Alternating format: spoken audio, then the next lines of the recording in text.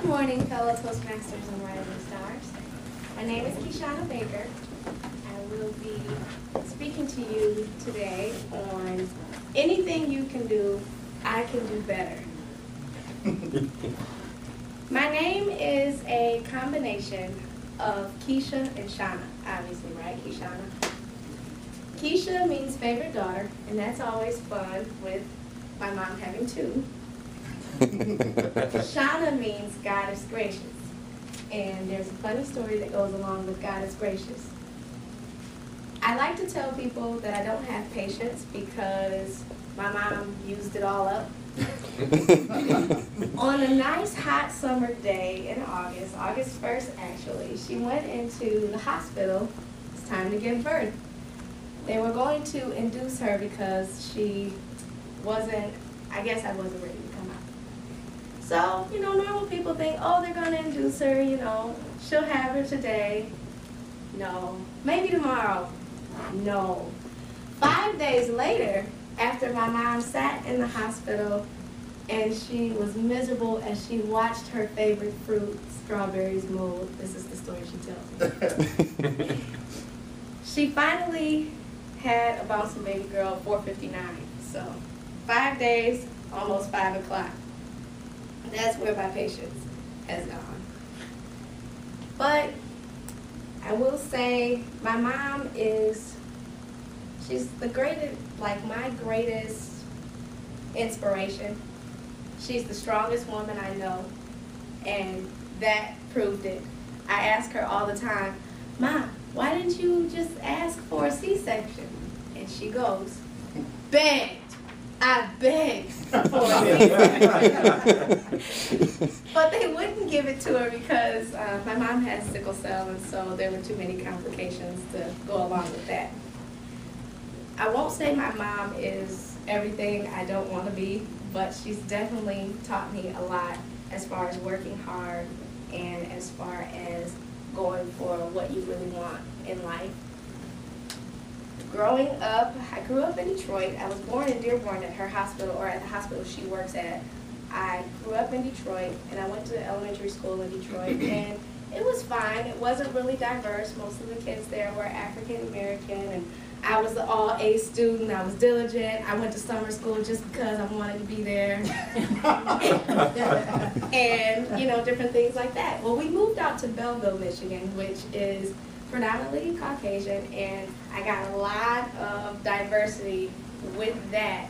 But I also went from it's okay to, or not it's okay, but in a single parent home, and most of the kids in the school have the same situation, to most of the kids here have two parents, and you start to see it a lot economically and just in what kids wear to school. They have a cell phone and I don't. And when I finally got a cell phone, it was a minute phone, but everybody else was on the flip phone or the touch screen by then. So with that, I learned that I need to work hard. I need to get an education. I need to make sure that my kids don't have to go through this later on in life. You always hear that people want to have their kids have a better life than them. I really wanted that for myself and then for my kids. I used to always tell my mom, I can't wait till we can go to the grocery store without looking at the price. And it would hurt her feelings, and I apologize to her all the time. You guys don't know. Something will happen, I'll go, Mom, did I do that? Oh, I'm so sorry. And I really appreciate her for the things that she's taught me and the things that she's done. I would like everyone to know I am a hard worker and I am humble about it. So she's where my work ethic comes from. But life is more than just working or going to school and coming home, or going to work and coming home. You have families, you have different social activities, you have your children, husband or wife, everything comes into play. And I was told in a mentoring program that life is like a three-leg tripod. You have to have your work, your play, and you have to have your you time, but kind of like it's work, home, and play. It's you and family, something along those lines. And I realized I have the hard work ethic, but I don't have the family, or not the family, I don't have the playtime.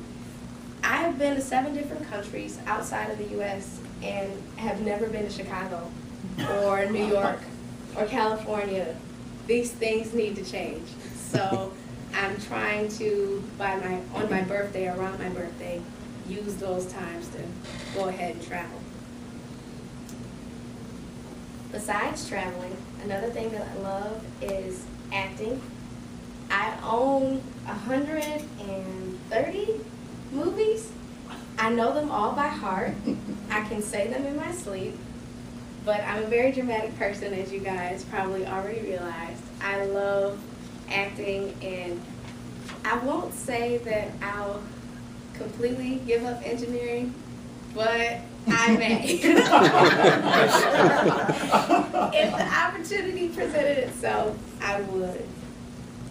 Besides acting and my movie hobby, I would love to, if I do nothing else in life, be debt-free, where I have absolutely nothing but just the normal recurring bills.